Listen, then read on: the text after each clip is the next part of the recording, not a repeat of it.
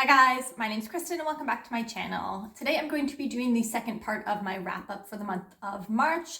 This month I decided to break up my wrap-up into sort of the fantasy books that I read and the romance books that I read, and this one will include, so this is the romance one. Obviously you didn't see that from the title and thumbnail, but this is also going to include the fantasy romance books that I read, not just romance.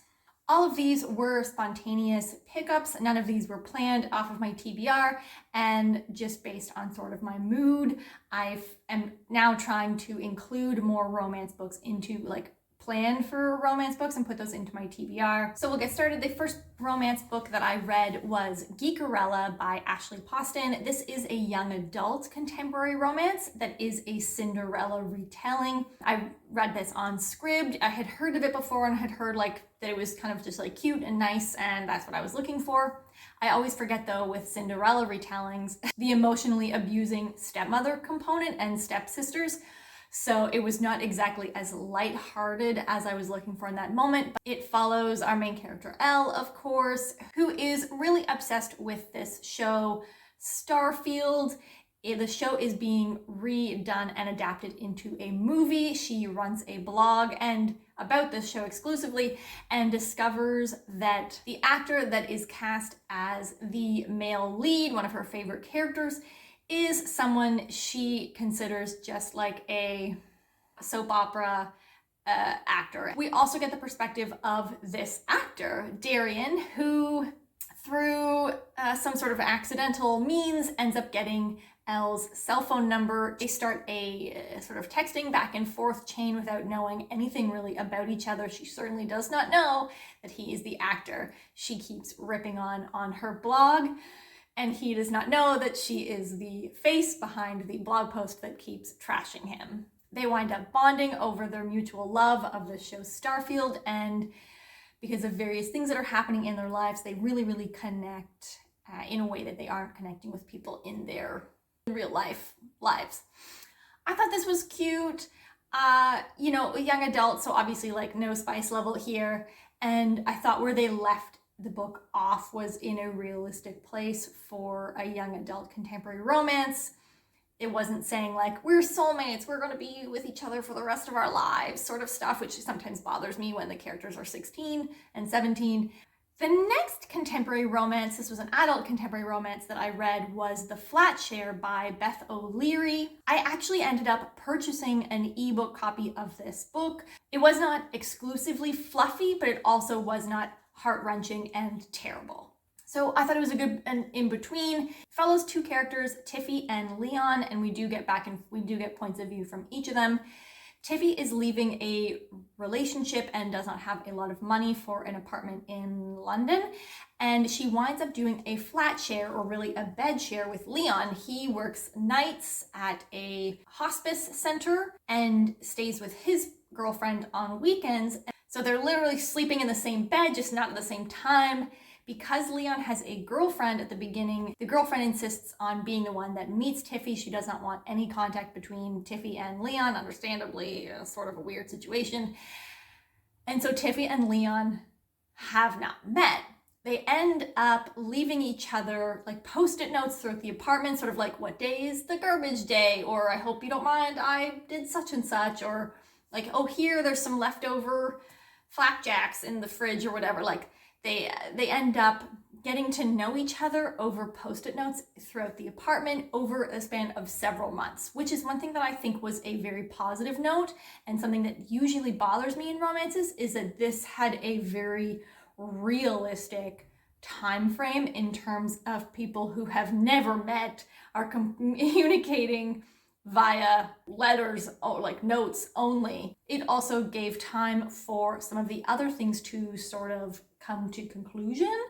Obviously, Leon's first relationship, and it gives Tiffy time to get over the relationship that she is getting out of. And that is sort of one of the more serious aspects of this book. So possible content warnings here is that it goes into the specifics of gaslighting, emotionally abusive relationships, and manipulative relationships. I enjoyed this book. I thought, like I said, it was sort of a nice mix of fluffy feel-good romance and serious topics. And I don't mind that I bought it. I will probably, I could see myself rereading this ebook as like a comfort, a nice read in the future. The next romance that I read was Birthday Girl by Penelope Douglas.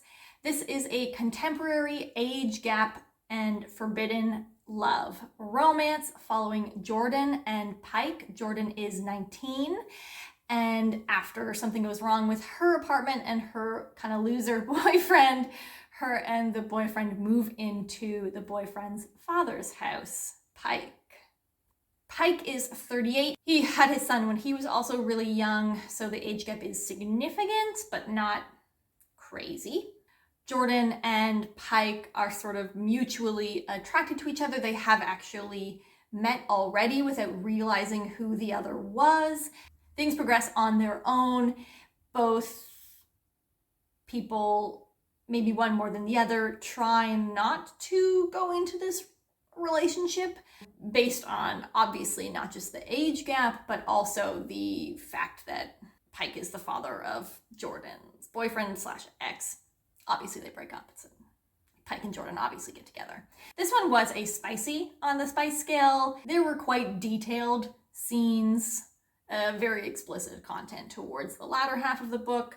I enjoyed this book. I appreciate what this book did in terms of addressing sort of the age gap, the forbidden aspect of the romance, as well as sort of some of Jordan's traumas and core beliefs and sort of some of her patterns in life. It went into, and it gave her room to deal with those aspects.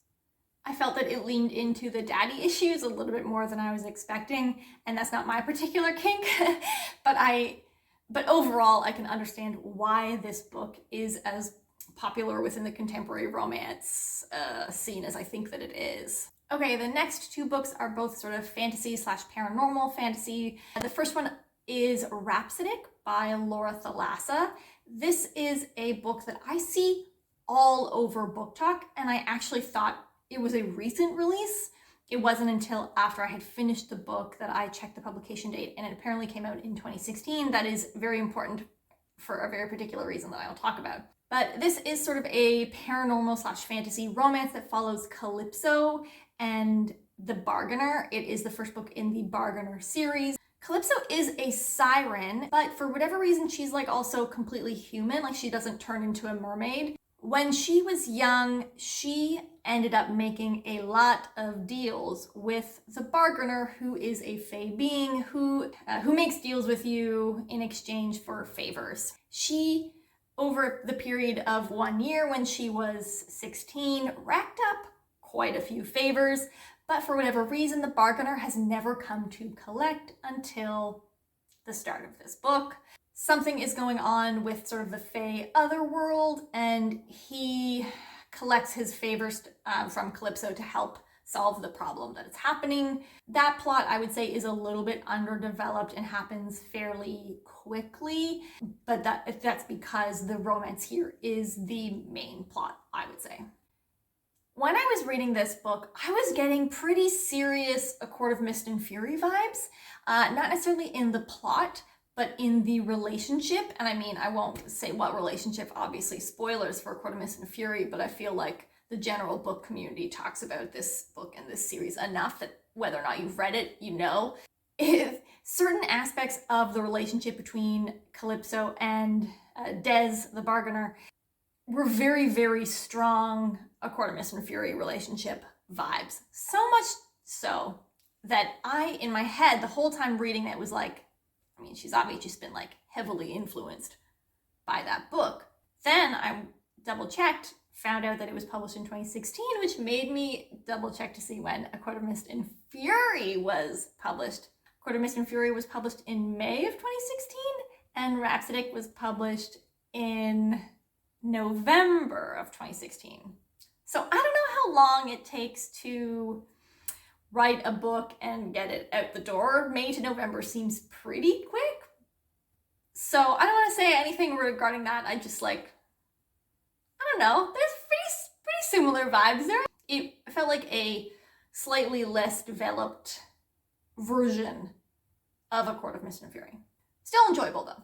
And I want to read the next one. Because I couldn't get a hold of the second book, I was feeling sort of like similar cheesy fantasy romance vibes, and I went to a different series by Laura Thalassa and I read Pestilence next, which is the first in the Four Horsemen series. This is a, I guess, apocalyptic fantasy romance featuring the Four Horsemen of the Apocalypse. It is a rather dark romance. It follows Sarah, who is a firefighter. Pestilence is spreading a plague across the world, or across North America, realistically. You might think, wow, what a weird time to read a book about plague. It was. So Sarah tries to kill Pestilence. Turns out, because obviously he's one of the Four Horsemen of the Apocalypse, he can't just be killed. And he takes her prisoner. Yes, I did make a video where I was talking about that I was not going to read abduction romance anymore. I did not know this was abduction romance going into it. There are some things about this romance that I obviously can't get behind, but there are also things that I think it did well. Sarah is treated like a prisoner at the beginning, but the aspect of humanity really develops over the course of the book. Pestilence does not have any experience with humans. Yes, there's no other name given to this character. She calls him Pestilence the whole book, even during sexy times, like calls out that name. And then too, obviously his treatment of Sarah changes, not as he develops feelings for her necessarily, although yes, but more that his tolerance of pain and suffering is very different from hers. And so I feel like that is used as a little bit of an excuse as to why he treated her a certain way at the beginning, because I just think that he genuinely didn't realize the limitations of human pain receptors and like tolerance to cold and things like that. And not making excuses, like it's a weird line for this one. My interpretation was that. Pestilence as a character is really interesting though, because he is so new to humanity and like isn't really human and like has no, like he's not even like Fae where he's been living in a civilization. So he does not lie, he does not play games, he does not manipulate. He is very direct and straightforward, and he says what he's feeling and what he's thinking, and he is very upfront and clear with Sarah as the relationship develops and progresses, and that was extremely refreshing. You know, like her reading into things or you wondering what he meant by that or what he's thinking, like, because it's just clear he says it. And I actually loved that. So while I don't necessarily get behind the, you know, abduction, prisoner, romance vibes, I kind of feel like the way that it happens and the rather intense discussions about morality and humanity and all of the things that I've said, like morals and beliefs and everything, and like compassion and mercy, like that plays a huge role. I feel like she does it. I feel like she turns the prisoner into lover vibes pretty well. I doubt that I will continue to read any books in this series. I feel like one was enough in terms of like a questionable romance. Anyway, that is it for the romance books that I read this month. Have you read any of these books? Let me know what you think. Or if you have any good romance, contemporary or fantasy romance recommendations, less so with the young adult. That was a one-off, I feel like. If I'm going to read romance, I honestly just would prefer a little bit of smut. So if you have any good recommendations for me that I can put on my TBR to have on hand for when I am feeling romance, like when I'm feeling a romance book, please let me know down below. I'll see you next time, guys. Bye.